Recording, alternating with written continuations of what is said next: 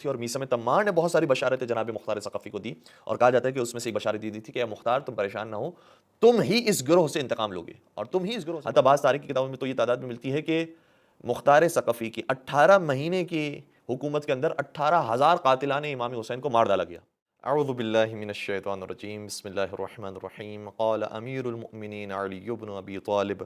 یوم المظلوم علی الظالم اشد من یوم الظالم علی المظلوم۔ ناظرین کرام، آج ہم آپ کی خدمت میں قیام حضرت مختار علیہ السلام کے بارے میں کچھ باتیں بیان کرنے کی کوشش کریں گے۔ 14 ربیع الثانی کی تاریخ تھی جب یہ واقعہ پیش آیا، اور اس واقعے کے اوپر بہت سارے عرائض ہیں جو انشاءاللہ آپ کی خدمت بیان کرنے کی کوشش کریں گے۔ سب سے پہلے ہم مولا متقیان امیر المومنین حضرت علی بن ابی طالب علیہ السلام کے فرمان ذیشان کو آپ کی خدمت بیان کرتے ہیں، جس میں شاہ فرماتے ہیں کہ یوم المظلوم علی الظالم اشد من یوم الظالم علی المظلوم، کہ جس دن مظلوم اپنے خون کا ظالم سے انتقام لیتا ہے وہ زیادہ شدید ہوتا ہے اس دن کے مقابلے میں کہ جب ظالم نے مظلوم پر ظلم کیا تھا۔ اور یہی ہمیں نظر آتا ہے حضرت مختار کے واقعے کے اندر کہ امام حسین علیہ السلام پر مظالم کے پہاڑ توڑے گئے اور اسیران کربلا پر بہت ساری اذیتیں ڈھائی گئیں، لیکن اس کے بعد قیام توابین اور قیام توابین کے اگلے ہی سال قیام حضرت مختار نے بہت سارے خون کا بدلہ لیا۔ البتہ وہ خون پاک جو کربلا کے میدان میں مولا امام حسین علیہ السلام کا بہایا گیا ہے، اگر سبھی کو بھی قتل کر دیا جائے اور جتنے بھی قاتلین تھے سبھی کو مار ڈالا جائے، تب بھی اس ایک خون کا بدلہ نہیں اتارا جا سکتا کہ جو رگ امام حسین سے زمین کربلا پر بہا تھا، کیونکہ یہ خون اتنا مقدس ہے، یہ خون اتنا پاک ہے، جو صرف خون حسین کا خون نہیں، رسول اللہ کا خون ہے۔ اور بعض روایات کے مطابق اور زیارات کے بعض فقرات کے مطابق ہمیں پتہ چلتا ہے کہ یہ اللہ کی طرف نسبت دیا گیا خون ہے۔ ظاہر سی بات ہے کہ اللہ کا جسم نہیں ہے، اللہ کا خون نہیں ہے، لیکن جس طریقے سے بیت اللہ کو نسبت دی گئی ہے اللہ کی طرف، اسی طریقے سے اس خون کو بھی نسبت دی گئی ہے اللہ کی طرف کہ یہ پروردگار کے محبوب ترین فرد کا خون تھا کہ جو کربلا کی سرزمین پہ بہایا گیا۔ اب آتے ہیں اس نقطے پر کہ 14 ربیع ثانی کو جو حضرت مختار نے قیام کیا ہے اس کے پیچھے کے واقعات کیا تھے، اور پھر قیام کے بعد کے کون سے واقعات ہیں، اور اس نقطے کی طرف بھی اشارہ کرنے کی کوشش کریں گے کہ حضرت مختار کی شخصیت کیا 100% پاک شخصیت ہے، اور ایسی شخصیت ہے کہ جیسے پہلے درجے کے جو اصحاب ہوتے ہیں، جیسے سلمان منا اہل البیت، سلمان کو اہل بیت سے نسبت دی گئی ہے، اسی طریقے سے دیگر افراد کے بارے میں بھی بعض دفعہ میں یہ روایات ملتی ہیں، حضرت مالک اشتر کے بارے میں ملتی ہے، یا آگے ہم چلیں تو زرارہ کے بارے میں روایات ملتی ہیں۔ تو کیا اس طرح کے لیول کے یہ فرد تھے، یا یہ اس لیول کے تو نہیں تھے لیکن ایک متوسط مومن تھے، یا نہیں کچھ ایسی باتیں بھی ہیں کہ جو سرزد نہیں ہونی چاہیے تھی اور ان سے سرزد ہوئی ہے۔ پہلی بات تو ہم یہ ناظرین کی خدمت بیان کریں گے کہ دیکھیے کوئی بھی شخص جو غیر معصوم ہے وہ ظاہر سی بات ہے کہ یہ لفظ اپنے اوپر لے کر آیا ہے کہ میں معصوم نہیں ہوں، اس کا مطلب یہ ہے کہ قابل خطا ہوں، تو کچھ غلطیاں انسان سے ہوتی ہیں اور انسان کی زندگی میں ہمیشہ نشیب و فراز رہتے ہیں، لیکن دیکھنا یہ ہوتا ہے کہ انسان کی عاقبت کس مقام پر پہنچی ہے، انسان کا انجام اور اختتام کیسا ہوا ہے۔ تو حضرت مختار کا اختتام اتنا خوبصورت ہے اور اتنا دلکش اور دل نشین ہے کہ جس امام نے حضرت مختار کے بارے میں سنا اور حضرت مختار کے کارنامے پر جب بھی بات ہوئی ہے، ہمیشہ تعریفی کلمات کے ذریعے حضرت مختار کو یاد کیا گیا۔ اور جو چند ایک روایات جس کے اندر امام کے نام سے منسوب کبھی کبھار کوئی کلام آتا ہے تو اس کے بارے میں محققین یہ کہتے ہیں کہ یا تو یہ جھوٹا اور جعلی بیان ہے کہ جو امام کی طرف منسوب کیا گیا ہے، یا یہ کہ امام نے کسی کی جان بچانے کے لیے، جو ورثائے حضرت مختار ہیں ان کی جان بچانے کے لیے یا شیعوں کی جان بچانے کے لیے امام نے تقیتاً وہ جملے ظالم حکمران کے سامنے کہے ہیں۔ تو حضرت مختار ان کی زندگی میں نشیب و فراز نظر آتا ہے، اور اگر ہم بات بالکل ابتدا سے شروع کریں کہ حضرت مختار کا شجرہ نسب کیا تھا، ان کا خاندان کیا تھا، تو آتے ہیں ان کے والد بزرگوار کے اوپر۔ حضرت مختار کا جو پورا نام ہے روایتوں کے اندر بیان ہوا ہے المختار بن ابی عبید بن مسعود بن عمر بن عمیر بن عوف بن عفرہ بن عمیرہ بن عوف بن ثقیف الثقفی۔ تو قبیلے ثقفی سے ان کا تعلق ہے، اور اسی قبیلے ثقفی سے ہمیں حجاج بن یوسف ثقفی بھی نظر آتے ہیں، اور اسی قبیلے سے ہمیں محمد بن قاسم جو فاتح سندھ کے نام سے مشہور ہیں، اگرچہ ان کے حوالے سے بہت سارے عرائض ہیں لیکن ان کا تعلق بھی قبیلے ثقفی سے تھا، محمد بن قاسم ثقفی، بلکہ تاریخ یہ کہتی ہے کہ حجاج بن یوسف اور محمد بن قاسم یہ آپس میں کزن تھے، چچا زاد بھائی ہوتے تھے۔ تو ثقیف کے خاندان کے بہت سارے افراد ایسے ہیں کہ جو جنگجو ہیں اور شجاع ہیں اور خون ریزی کے اندر ہمیں آگے نظر آتے ہیں۔ اسی طریقے سے ایک اور بھی قبیلہ ثقیف کا شخص ہے جس کا تعارف ہم ضروری ہے سمجھتے ہیں کہ کروائیں، وہ ہیں جناب مختار کے چچا۔ جناب مختار کے چچا، ان کے بارے میں کہتے ہیں کہ قرآن کریم کی آیت ہے، ارشاد ہوتا ہے سورہ زخرف کی آیت نمبر 31 کے اندر، وَقَالُوا لَوْلَا نُزِّلَ هَذَا الْقُرْآنُ عَلَى رَجُلٍ مِّنَ الْقَرْيَتَيْنِ عَظِيمٍ، کہ کفاری کہتے تھے کہ کاش یہ قرآن دو بڑے قریوں میں سے کسی بھی قریے کے بڑے شخص پر نازل ہوا ہوتا تو ہم آپ پر ایمان لے کر آ جاتے۔ اور ان دو قریوں کے عظیم شخص سے مراد کون ہیں؟ وہ دو لوگ کہ جن کے بارے میں قرآن کریم کی آیت کہہ رہی ہے، وہ ایک طائف سے تعلق رکھتے ہیں اور ایک مکہ سے جو طائف سے تعلق رکھتے ہیں، وہ جناب مختار کے چچا جناب عروہ بن مسعود ثقفی، اور جو مکہ سے تعلق رکھتے تھے وہ ولید بن مغیرہ مخزومی تھے۔ کہتے ہیں کفار کہ اگر ان دو میں سے کسی کے اوپر قرآن نازل ہوا ہوتا تو ہم ضرور ایمان لے کر آتے۔ تو عروہ بن مسعود ثقفی یہ اتنے مشہور، اتنے نامور، اتنے قابل افراد کے اندر شامل تھے کہ پورا علاقہ اور پورا ملک گویا حجاز کا وہ جانتا تھا کہ اگر ان کے اوپر کوئی چیز نازل ہوئی ہے اللہ کی طرف سے تو حق بنتا ہے کہ ان کے اوپر وہ چیز اترے۔ یعنی گویا کمالات بھی ان کے اندر موجود تھے اور ظاہری اعتبار سے بھی شاید پولدار ہوں گے، پیسے والے ہوں گے، ثروت مند ہوں گے، اس اعتبار سے بھی ان کے اوپر یہ حق بنتا ہے کہ قرآن کریم نازل کیا جائے۔ تو جناب مختار کا جو پورا نام تھا وہ مختار بن ابی عبید بن مسعود تھا، اور یہ شخص کے جس کے بارے میں کفار کہتے تھے کہ حق رکھتا ہے کہ اس کے اوپر قرآن نازل ہو، اس کا نام عروہ بن مسعود ثقفی تھا، جو تقریباً مورخین نے لکھا ہے کہ یہ مختار کے چچا ہوتے تھے۔ تو اس مشہور گھرانے سے جناب مختار کا تعلق تھا۔ پھر اس کے بعد اگر ہم ان کے والد بزرگوار پر بھی بات کریں، ابو عبید، وہ صحابی رسول بھی ہیں، پھر آگے جا کر انہوں نے بہرحال خلافت کے اندر بھی کچھ نہ کچھ کارنامے انجام دیے ہیں، اور اس کے بعد جب مولا متقیان کی خلافت کا زمانہ آیا تو مولا نے انہیں مدائن کا گورنر تعین کیا، اور سعد جو ان کے چچا ہوتے تھے ان کو مدائن کا گورنر لگایا گیا، اور سعد کبھی کبھار مدائن کو چھوڑ کر جب چلے جاتے تھے تو مختار مدائن کے معاملات کو دیکھ رہے ہوتے تھے، اور اس طریقے سے مولا متقیان سے بھی آشنائی حاصل ہوئی جناب مختار کو، امام حسن سے آشنائی حاصل ہوئی، امام حسین سے آشنائی حاصل ہوئی، اور آہستہ آہستہ قریب ہوتے رہے اہل بیت کے گھرانے کے۔ اس کے علاوہ اگر ہم ان کے ابھی خاندان ہی پر رہیں تو جناب مختار کی دو بہنیں ہیں، اور شاید ہو سکتا ہے کہ ہمارے ناظرین کے لیے کوئی تعجب والی بات ہو کہ ایک بہن کا نام صفیہ ہے، دوسری کا نام جاریہ ہے، لیکن یہ دونوں بہنیں وہ ہیں کہ جن میں سے ایک صفیہ جو ہیں وہ عبداللہ بن عمر خطاب ان کی زوجہ تھی، یعنی خلیفہ ثانی کی بیٹی کی زوجہ، اور جو دوسری بہن تھی وہ عمر ابن سعد کی زوجہ تھی۔ تو تھوڑا سا ڈاؤٹ پیدا ہوگا کہ یہ کیا معاملات ہیں کہ ایک طرف سے یہ علویوں سے اور مولا متقیان سے اور اہل بیت کے گھرانے سے نزدیک ہیں، اور دوسری طرف سے ان کی بہن کی جو شادیاں ہیں وہ عبداللہ بن عمر سے اور عمر ابن سعد سے ہو رہی ہیں۔ اسی طریقے سے اور بھی کچھ رشتے ہیں کہ جو ہم بتانا ضروری سمجھتے ہیں۔ مثال کے طور پر خود جناب مختار کی جو دو بیویاں ہیں جو مشہور تھیں، ان میں سے ایک کا نام ناربہ بن سمورہ بن جندب ہے، یعنی اس کا مطلب یہ ہوا کہ سمورہ بن جندب کہ جس کے بارے میں ملتا ہے کہ اس سے بہت ساری روایات مولا متقیان کے برخلاف گھڑی تھی، اور مولا متقیان کی مذمت میں نعوذ باللہ اس نے روایات گھڑی تھیں، اس کی بیٹی سے مختار کی شادی ہوئی ہے۔ اور دوسری طرف سے جو زوجہ ہے وہ عمرہ بنت نعمان بن بشیر ہے۔ اور نعمان بن بشیر کون ہے؟ نعمان بن بشیر وہ ہے کہ جو واقعہ کربلا سے پہلے کوفے کا گورنر تھا، یزید ہی کی جانب سے معین کیا گیا تھا، لیکن نعمان بن بشیر کے ہاتھوں سے جب کوفے کے حالات نکل گئے تو پھر یزید ملعون نے عبید اللہ ابن زیاد کو مقرر کیا تھا کوفے کے گورنری کے اوپر۔ تو بہرحال نعمان بن بشیر بھی ایک طرح سے یزیدی فوج کے اندر شامل ہے، ایک طرح سے یزیدی کیمپ کے اندر شامل ہے۔ تو ان کی جو دو زوجہ ہیں وہ اس طرح سے تعلق رکھتی ہیں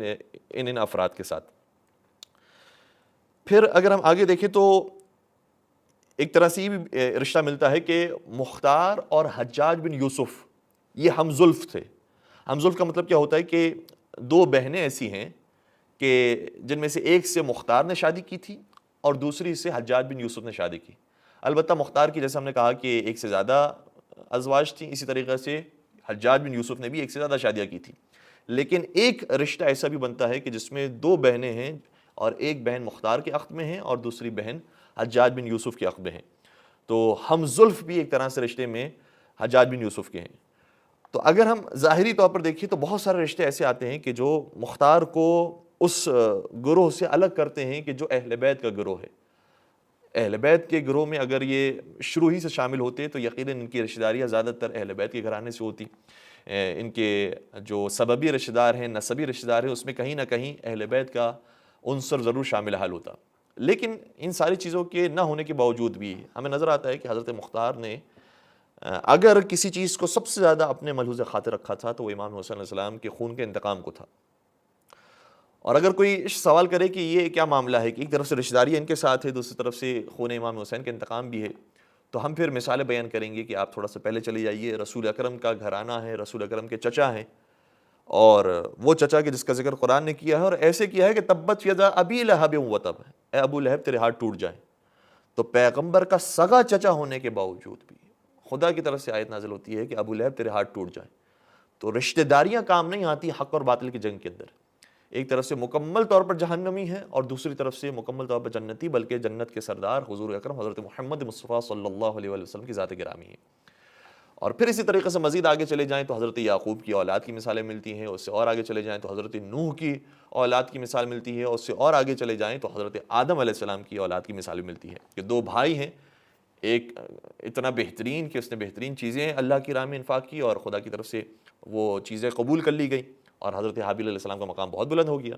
اور دوسری طرف سے قابیل ہے کہ جو قاتل بھی بنا ہے اور اس کی چیزوں کو خدا نے رد بھی کر دیا تو وہ جہنمی قرار پایا۔ تو یہ مثالیں ہمیں شروع ہی سے دکھائی گئی ہیں تاکہ پتہ چلے کہ رشتہ داریاں ہر جگہ پر اثر انداز نہیں ہوتی۔ ہاں، اس کا ایک امپیکٹ ہوتا ہے اور کسی نہ کسی اعتبار سے انسان مشکلات کے اندر بھی آتا ہے، آسانیوں کے اندر بھی آتا ہے، لیکن 100% ہم یہ کوئی نتیجہ نکال دیں کہ اگر اس کی رشتہ داری اس سے ہوتی ہے تو اس کا مطلب ویسے ہی اس کا نتیجہ ہوگا جیسے اس کے رشتہ دار کا ہے، یہ کہنا کہیں پر بھی درست نہیں ہوتا۔ تو مختار ثقفی کا یہ تھوڑا سا بیک گراؤنڈ تھا جو ہم نے آپ کی خدمت میں بیان کیا۔ اور اس کے بعد اگر ہم آگے دیکھیں تو مختار ثقفی کے بارے میں یہ روایات ملتی ہیں کہ مولا متقیان نے پہلے ہی فرمایا تھا کہ مختار کیس ہے، مختار سمجھدار ہے، مختار ہوشیار ہے، مختار سیاستدان ہے، مختار کے اندر ذہانت پوشیدہ ہے، اور یہ روایات ہمارے پاس کتابوں کے اندر موجود ہیں۔ مثال کے طور پر جو روایت ابھی ہم نے آپ کی خدمت میں بیان کی، ان ساری روایات کو جو ابھی ہم آپ کی خدمت میں رکھ رہے ہیں مرحوم تستری نے اپنی کتاب قاموس اور رجال کے اندر لکھی ہے۔ ایک روایت جو ابھی ہم آپ کی خدمت پڑھ رہے ہیں وہ یہ ہے کہ ان الاسبق قال رأیت المختار علی فخذ امیر المومنین۔ اسبق بن نباتہ کہتے ہیں کہ میں نے مختار کو مولا متقیان کے آغوش میں بیٹھا ہوا دیکھا، وَهُوَ يَمْسَحُ عَلَى رَأْسِهِ، اور حضرت امیر المومنین مختار کے سر پر ہاتھ پھیر رہے تھے، دست شفقت پھیر رہے تھے، وَيَقُول، اور کہتے جا رہے تھے یا کیس یا کیس، یعنی اے سمجھدار، اے ذہین، اور اس طرح سے تعریف کر رہے تھے۔ اس کے علاوہ بھی بہت ساری روایات ہیں کہ جو جناب مختار کے بارے میں ہیں اور ان کی شان میں آئی ہیں۔ مثال کے طور پر امام محمد باقر علیہ السلام نے ارشاد فرمایا کہ قال لا تسب المختار فإنه قتل قتلتنا، یعنی مختار کو برا بلا نہ کہو، بعض جو جھوٹی باتیں تم کو پہنچ گئی مختار کے بارے میں، ایسا نہیں ہے مختار، بلکہ مختار نے ہمارے دشمنوں کو اور ہمارے قاتلوں کو قتل کیا تھا۔ تو یہ بات بھی امام محمد باقر علیہ السلام نے بیان کی۔ اور اسی طریقے سے امام محمد باقر علیہ السلام ایک اور روایت کے اندر بیان کرتے ہیں کہ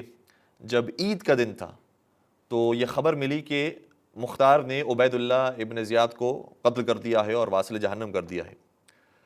تو یہ جملہ سنتے ہی میرے مولا نے ارشاد فرمایا سبحان اللہ، کیا بات ہے اور کتنی خوبصورت یہ پیغام ہے جو تو نے ہم تک پہنچایا ہے۔ اور امام باقر بیان کرتے ہیں کہ میں اپنے بابا مولا سید سجاد کے ساتھ بیٹھا ہوا تھا تو مولا سید سجاد نے یہ بات بیان فرمائی کہ جب ہم ابن زیاد کے دربار میں گئے تھے اور اس نے میرے بابا کے سر کو نوکے نیزہ پر اٹھایا ہوا تھا، اور یہ سر جب لایا گیا ابن زیاد کے سامنے تو اس وقت وہ کھانا کھا رہا تھا اور بالکل لاپرواہی کا اس نے مظاہرہ کیا، تو میرے دل کے اندر یہ آرزو پیدا ہوئی کہ کاش اس کا سر بھی میرے پاس اسی طرح سے لایا جائے کہ میں بھی کھانا کھا رہا ہوں اور اس کا سر میرے پاس پیش کیا جائے۔ تو بالکل ایسے ہی ہوا کہ جو چاہت تھی وہ پروردگار نے پوری کر دی، اور اب جب میں دسترخوان پہ بیٹھا ہوا ہوں تو اس وقت یہ خوشخبری مجھے دی جا رہی ہے۔ تو کئی ساری روایات تھیں کہ جو حضرت مختار کی تمجید کے اندر، ان کی تعریف کے اندر وارد ہوئی ہے۔ اب آتے ہیں اصل موضوع کے اوپر، قیام مختار کے اوپر دیکھیے گا کہ قیام مختار جو ہے وہ سن 66 ہجری کو رونما ہو رہا ہے، اور اگر ہم اس سے پہلے چلے جائیں سن 61 ہجری کو واقع کربلا رونما ہوا۔ واقع کربلا کے اگلے سال کو بھی اگر ہم شامل کرتے ہیں جس میں اسیران کربلا کو آزاد کیا گیا، سن 62 ہجری ہو گیا۔ سن 63 ہجری کو یزید نے مدینہ پر حملہ کروایا اور واقع ہرہ پیش آیا سن 63 ہجری میں۔ پھر سن 64 ہجری میں اس نے خانہ کعبہ پر حملہ کروایا، اور مکے میں ہر طرح کی چیز مباح کر دی گئی، مردوں کو قتل کرنا مباح ہو گیا، عورتوں کی عصمت دری کرنا مباح ہو گیا، اور منجنیق کے ذریعے گولہ برسائے گئے، یہاں تک کہ خانہ کعبہ کا ایک حصہ مسمار ہو گیا۔ اور پھر اسی موقع پر ہی یہ خبر ملی کہ یزید واصل جہنم ہو چکا ہے۔ تو سن 64 ہجری تک یہ واقعات پیش آ چکے تھے۔ اب سن 65 ہجری سے معاملات بالکل تبدیل ہونے لگے۔ سن 65 ہجری کو قیام توابین کا واقعہ پیش آیا، یعنی سن 65 ہجری کو، اور توابین کے قیام کے بعد اگلے ہی سال سن 66 ہجری کو قیام حضرت مختار کا واقعہ پیش آیا۔ اور جب حضرت مختار نے قیام کیا ہے تو بھرپور انداز میں اور بہترین سیاست کے ساتھ انہوں نے کام کیا ہے، اور اپنے ساتھ مالک اشتر کے بیٹے ابراہیم بن مالک اشتر کو بھی ساتھ ساتھ رکھا، اور اکثر جنگوں میں جب بھیجا کرتے تھے تو ابراہیم بن مالک اشتر کو بھیجا کرتے تھے، اور انہوں نے بڑے بڑے کارنامے دکھائے، اور عبید اللہ ابن زیاد سے جنگ ہو یا دیگر جنگی ہوں، اس میں تقریباً جنگوں میں کامیابی حاصل کی، اور بہت سے قاتلین امام حسین کو واصل جہنم کیا۔ حتیٰ بعض تاریخ کی کتابوں میں تو یہ تعداد میں ملتی ہے کہ مختار ثقفی کی 18 مہینے کی حکومت کے اندر 18,000 قاتلان امام حسین کو مار ڈالا گیا، کیونکہ قاتلان امام حسین کی تعداد تو ہزاروں میں تھی، جو کم سے کم تعداد بھی بعض روایتوں کے اندر ملتی ہے وہ 30,000 کی ہے۔ تو مختار ثقفی نے اس عرصے کے اندر بھرپور طریقے سے بدلہ لیا اور قاتلین امام حسین کو واصل جہنم کیا۔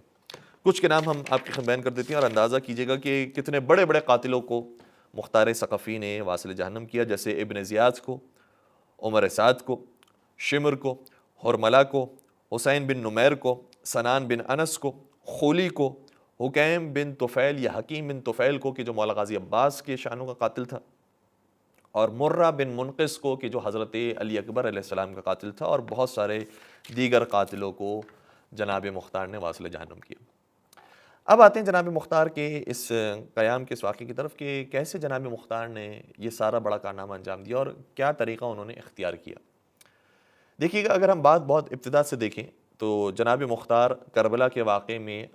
ابن زیاد کے زندان میں تھے، اور یہ خود بہت بڑی دلیل بنتی ہے کہ ان کے دل کے اندر محبت اہل بیت کا بیج پہلے سے موجود تھا، کیونکہ جب جناب مسلم بن عقیل کو مولا امام حسین نے کوفہ بھیجا تھا تو روایات یہ کہتی ہیں کہ سب سے پہلے حضرت مسلم بن عقیل کو جس نے اپنے گھر میں جگہ دی وہ جناب مختار ثقفی تھے۔ تو جناب مختار ثقفی نے اپنے گھر میں جگہ دی۔ اس کے بعد جب ابن زیاد آ گیا تو اپنے گھر سے کسی اور پناہ گاہ کی طرف بھیجا، ہانی ابن عروہ کی طرف روانہ کیا۔ البتہ ہانی ابن عروہ کو ابن زیاد نے شہید کر دیا، جناب مسلم بن عقیل علیہ السلام کو ابن زیاد نے شہید کر دیا، اور پھر مختار ثقفی کو بھی گرفتار کیا، اور پورا اس کا ارادہ یہ تھا کہ انہیں بھی شہید کر دے۔ لیکن بہرحال بعض وجوہات کی بنا پر، جس طریقے سے ہم نے کہا کہ یہ جو رشتہ داریاں تھیں جناب مختار کی، اس موقع پر بڑی کام آئی، اور کبھی کبھار رشتہ داریوں کے ذریعے ان کے لیے آسانیاں پیدا ہو گئی۔ تو زندان میں مختار ثقفی کو قید کر کے رکھا گیا۔ اسی زندان میں میثم تمار بھی موجود تھی، اور میثم تمار نے بہت ساری بشارتیں جناب مختار ثقفی کو دی، اور کہا جاتا ہے کہ اس میں سے ایک بشارت دی تھی کہ اے مختار، تم پریشان نہ ہو، تم ہی اس گروہ سے انتقام لوگے اور تم ہی اس گروہ سے بدلہ لوگے۔ امام حسین علیہ السلام کو اگر شہید بھی کر دیا جاتا ہے تو تم قتل امام حسین کا انتقام لینے والے ہوگے۔ تو جناب میثم تمار نے پیشن گوئی کی تھی، کیونکہ مولا متقیان سے جو انہیں علم حاصل ہوا تھا انہوں نے بیان کیا۔ جناب میثم تمار کو پھر شہید کر دیا گیا، ان کی زبان کاٹ دی گئی، اور انہیں بدترین انداز میں جو بنی امیہ کا طریقہ رہا ہے اس طریقے سے محبان اہل بیت کو شہید کرتے تھے، محبان اہل بیت کو شہید کیا گیا۔ اور مختار کربلا کے واقعے کے اندر زندان میں موجود تھے، یہاں تک کہ ابتدا میں کچھ حصہ ابن زیاد کی حکومت کا کوفہ کے اندر باقی رہا۔ جب کربلا کا واقعہ پیش آ گیا تو تقریباً 3-4 سال تک، جب تک یزید برسر اقتدار تھا، اس وقت تک کوفہ میں ابن زیاد کی حکومت تھی، اور ابن زیاد کی حکومت کے زمانے میں مختار قید خانے میں رہے۔ لیکن جب ابن زیاد کی حکومت ختم ہو گئی تو پھر انہوں نے یہ موقع تلاش کیا کہ اپنے رشتہ داریوں کے سورسز کے ذریعے آزادی اپنے لیے طلب کی، اور ان کو آزاد کر دیا گیا، اور آزادی ملتے ہی یہ مکہ تشریف لے گئے۔ مکہ جانے کے بعد انہوں نے محمد حنفیہ سے ملاقات کی، اور بہت زیادہ کوشش کی کہ مولانا سید سجاد سے ملاقات کریں، لیکن مولانا سید سجاد حالات کے پیش نظر کہ اگر کوئی ہم سے بھی ملاقات کرنے کے لیے آتا ہے اور ایسے حساس موضوع پر ملاقات کرتا ہے تو ہماری جان کو بھی خطرہ ہے اور اس کی جان کو بھی خطرہ ہے، اس لیے مولانا سید سجاد ایسے افراد سے ملا بھی نہیں کرتے تھے اور ایسے موضوع پر گفتگو بھی نہیں کیا کرتے تھے۔ تو مولانا سید سجاد نے تو ملنے سے منع کیا، لیکن محمد حنفیہ سے ملاقات ہوئی، اور اسی طریقے سے عبداللہ بن زبیر جو مکے کا تقریباً کنٹرول سنبھال چکا تھا یزید کے واصل جہنم ہونے کے بعد، اس سے ملاقات ہوئی اور بہت ساری باتیں ہوئیں کہ جس کے اندر یہ طے پایا کہ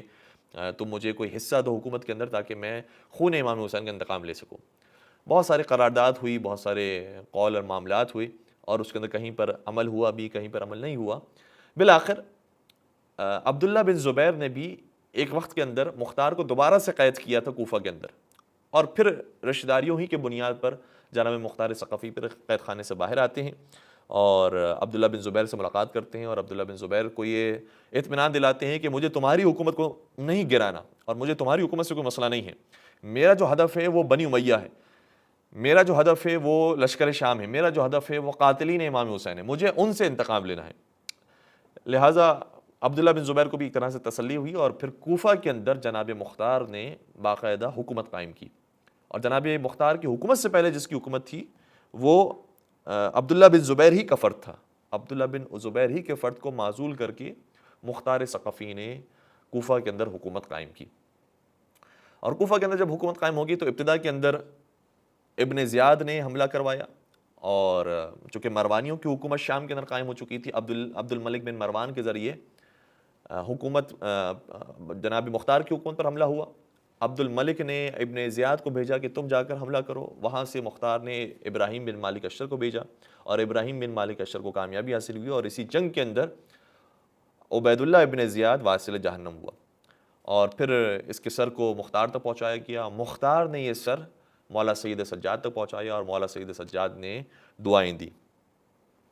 بلکہ ایک اور خوبصورت روایت ہے کہ جو ایک اور قاتل امام حسین کے بارے میں ہے، جس کا نام حرملہ ہے، حرملہ بن کاہل اسدی، حضرت علی اصغر علیہ السلام کا قاتل، اور بہت سے تیر تھے کہ جس نے کربلا میں چلائے، جس میں سے ایک تیر جو سینہ امام حسین علیہ السلام میں بھی پیوست ہوا تھا۔ تو حرملہ کو بڑی مشکل سے گرفتار کر کے مختار کے پاس لایا گیا۔ منہال کوفی اس کی روایت بیان کرتے ہیں، اور یہ روایت ہم باقاعدہ آپ کی خدمت میں جو منبع ہے وہاں سے پیش کرتے ہیں تاکہ اندازہ ہو کہ کس طریقے سے مختار نے اس چیز کا بدلہ لیا تھا۔ دیکھیے گا یہ روایت قاموس الرجال کے اندر تستری نے لکھی ہے، جلد نمبر 10 صفحہ نمبر 6 پر۔ منہال یہ کہتے ہیں کہ لما قطع المختار یدی حرملہ ورجلیہ واحرقہ بالنار، جب مختار ثقفی نے حرملہ کو کے دونوں ہاتھوں کو قلم کیا اور دونوں پیروں کو بھی قلم کیا اور اس ملعون کو آگ میں جلا دیا، قلت تو میں نے کہا سبحان اللہ، کیا بات ہے، فقال علی تو مختار نے مجھ سے کہا یا منہال ان التسبیح حسن ففیما سبحت، کہ مختار منہال تسبیح کرنا تو ویسے اچھی بات ہے، سبحان اللہ کہنے میں تو کوئی حرج نہیں ہے، لیکن ابھی تم نے تسبیح کیوں کی؟ تو منہال کہتے ہیں کہ میں جب مکہ کے سفر پر تھا تو میری ملاقات مولا امام زین العابدین علیہ السلام سے حج کے موقع پر ہوئی تھی، تو مولا سید سجاد نے مجھ سے سوال کیا تھا کہ حرملہ کا کیا ہوا، وہ مارا گیا یا ابھی بھی زندہ ہے؟ تو منہال کہتے ہیں کہ میں نے مولا سے عرض کیا تھا کہ مولا وہ ابھی بھی زندہ ہے اور کوفہ میں نے اس کو دیکھا ہے۔ تو مولا نے اس وقت اپنے ہاتھوں کو بلند کر کے یہ دعا کی تھی کہ اللہم اذقہ حر الحدید اللہم اذقہ حر النار، کہ پروردگار اسے تلوار کا زخم بھی چکھا اور اسے آگ کا زخم بھی چکھا۔ تو مختار کہتے ہیں کہ کیا واقعاً آپ نے یہ جملے امام زین العابدین علیہ السلام سے سنے تھے؟ منہال کہتے ہیں کہ ہاں میں نے یہ جملے بالکل اپنے مولا سید سجاد سے سنے تھے۔ جیسے ہی اس جملے کی تائید جناب مختار نے محسوس کی، فوراً سے کھڑے ہوئے اور سجدہ معبود انجام دیا، اور شکرانے کا سجدہ کرنے کے بعد پھر لے کر گئے منہال کو اپنے گھر پر اور گویا دعوت پیش کی۔ منہال نے کہا کہ آپ پہلے کھانا تناول کریں، آپ میزبان ہیں۔ تو اس وقت مختار ثقفی کہتے ہیں کہ آج کے دن بھی میرا روزہ ہے، اور اتنی بڑی خوشی کی بات تم نے مجھے سنائی ہے تو میں کیسے اپنا روزہ توڑ دوں، اس لیے میرا دل چاہتا ہے کہ اس روزے کو میں شکرانے کے طور پر مکمل کروں۔ تو حرملہ کا انتقام اور حرملہ سے انتقام جناب مختار نے اس انداز میں لیا اور حضرت امام زین العابدین علیہ السلام کے دل کو خوشنود کیا۔ پھر اسی طریقے سے ہمیں 9 ربیع الاول کی تاریخ بھی ملتی ہے کہ جس کے اندر یہ بتایا گیا ہے اور تاریخ کے اندر آیا ہے کہ عمر سعد کو واصل جہنم کیا تھا 9 ربیع الاول کو جناب مختار نے، اور اسی دن مولا سید سجاد کے چہرے پر مسکراہٹ آئی۔ اور جب جب کسی قاتل کے بارے میں خبر ملتی تھی کہ اب یہ مارا گیا ہے تو مولا سید سجاد مسکرایا کرتی تھی، اور بہت ساری روایت کے اندر آیا ہے کہ صرف اسی دن ہم نے دیکھا ہے مولا سید سجاد کے چہرے پر مسکراہٹ کو، ورنہ مولا سید سجاد کربلا کے واقعے کے بعد گریہ فرمایا کرتے تھے۔ تو ابن زیاد کو واصل جہنم کرنے والا مختار ہے، عمر سعد کو واصل جہنم کرنے والا مختار ہے، شمر کو واصل جہنم کرنے والا مختار ہے، حرملہ کو واصل جہنم کرنے والا مختار ہے۔ تو بڑے کارنامے ان 18 مہینے کی حکومت کے اندر انہوں نے دکھائے ہیں، اور مسلسل حملے کر کے بنی امیہ کو تحت کر دیا، اور پھر بنی امیہ کے پاس وہ طاقت اور وہ قوت باقی نہیں رہی کہ جو اس سے پہلے تک ان کے پاس ہوا کرتی تھی۔ اور آپ نے دیکھا ہے کہ مروانیوں کی بھی جو حکومت تھی وہ ایسے ایسے تنزلی کا شکار ہوئی، اور اس حکومت کو بھی گرانے کے اندر پھر جناب مختار کے اس انداز سے بھی ہم کردار دیکھ سکتے ہیں کہ باقی بعد میں قیام کرنے والوں نے بھی دیکھا کہ مختار نے جب یہ کارنامہ انجام دیا ہے تو ہم کیوں یہ کارنامہ انجام نہیں دے سکتے۔ اس لیے جناب زید کا قیام ہمیں نظر آتا ہے، جناب یحییٰ کا ہمیں قیام نظر آتا ہے، جناب فخر کا قیام ہمیں نظر آتا ہے۔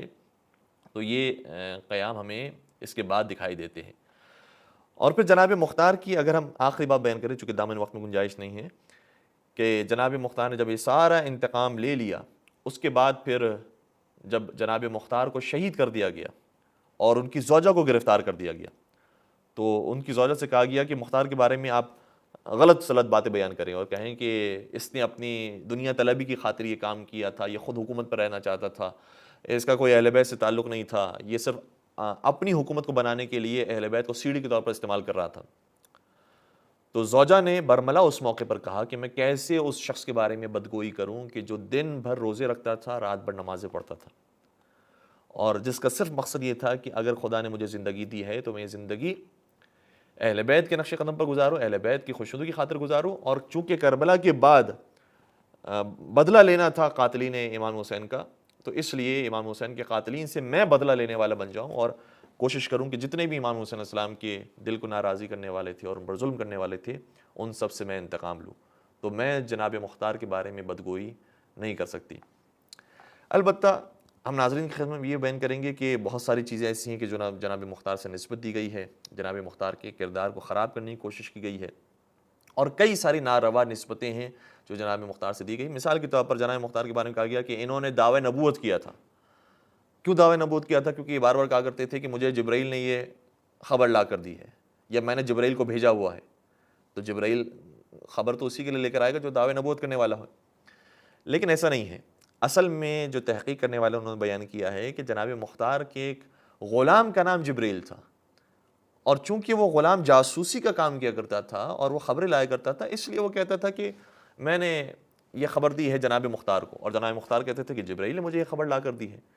تو جبرائیل سے مراد وہ فرشتہ نہیں ہے کہ جو خبر لے کر آتا ہے، بلکہ جبرائیل سے مراد ایک عام شخص ہے، ایک غلام ہے کہ جو خبر لے کر آتا تھا اور جناب مختار کو وہ خبر دیا کرتا تھا۔ اسی طریقے سے جناب مختار کے اوپر یہ بھی ایک الزام لگایا گیا کہ انہوں نے اہل بیت کا نام استعمال کیا ہے، اور اہل بیت کے نام پر انہوں نے حکومت اصل میں کرنا چاہیے۔ تو اگر ایسی بات ہوتی تو پھر کیوں اہل بیت بار بار جناب مختار کی تعریف کرتے ہوئے نظر آتے ہیں؟ جناب مختار پر رحمتیں نازل ہوں، انہوں نے ہمارے دل کو خوشنود کیا، ان کی وجہ سے جو غم کی کیفیت اہل بیت کے اندر موجود تھی وہ کسی اعتبار سے ٹھنڈی ہوئی، اور پھر اہل بیت کی گھرانے کی خواتین نے شادیاں کی، پھر اہل بیت کے گھروں کے اندر کچھ رونقیں آئیں۔ تو جناب مختار کے بارے میں کیوں ائمہ اطہار السلام اتنی تعریف و تمجید کر رہے ہیں اگر جناب مختار کا مقصد اہل بیت کو صرف استعمال کرنا ہوتا؟ اور بھی بہت سارے الزامات ہیں جو جناب مختار پر لگائے گئے ہیں۔ آیت اللہ خوئی نے بہت سارے الزامات کا جواب دیا ہے، اور اپنی کتاب معجم کے اندر وہ فرماتے ہیں کہ یہ تقریباً روایات جو جناب مختار کی کردار کشی کرنے کے بارے میں آئی ہے، ایسا جناب مختار کا کردار ہمیں ثابت شدہ نظر نہیں آتا، اور جناب مختار کا کردار نظر یہ آتا ہے کہ وہ کوشش کر رہے تھے کہ اہل بیت کی خوشنودی کے لیے ضرور کوئی کام کریں،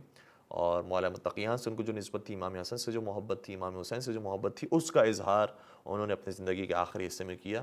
اور جو تعریفی کلمات ائمہ سے ہمیں نصیب ہوئے ہیں اس سے پتہ چلتا ہے کہ انشاءاللہ جناب مختار کا مقام جنت کے اندر بہت اعلیٰ ہوگا۔ ناظرین کرام اپنا خیال رکھیے گا، دعا میں یاد رکھیے گا، فی امان اللہ، اللہ حافظ.